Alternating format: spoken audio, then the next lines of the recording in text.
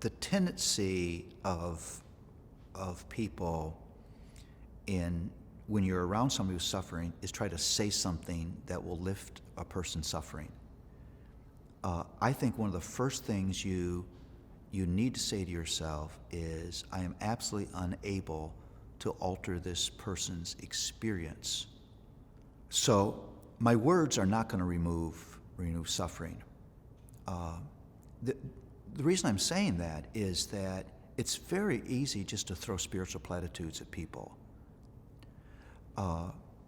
That's very different from incarnating those truths in the way that you respond to a person. How do I make the truth of God's nearness visible and real to people? By being near.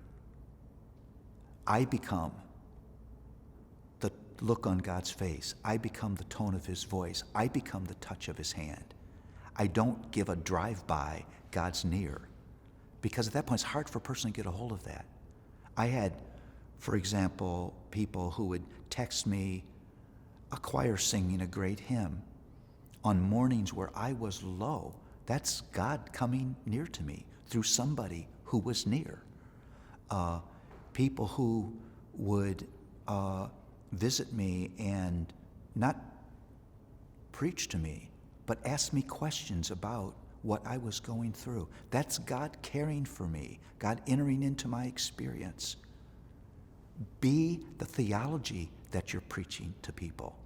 Don't just preach it from a distance. And so that reality that I want to provide a visible representation of the things that God says to me is very, very important. I like to say this way. God makes his invisible grace visible by sending people of grace to give grace to people who need grace. That's how it works. Be one of those people.